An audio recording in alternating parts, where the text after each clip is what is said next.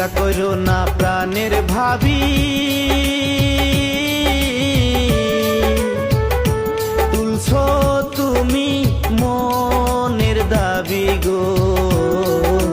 তোমার কথা পড়লে মনে চোখে ঘুমা সে না গো। তোমার কথা পড়লে মনে চোখে ঘুমা সে না গো।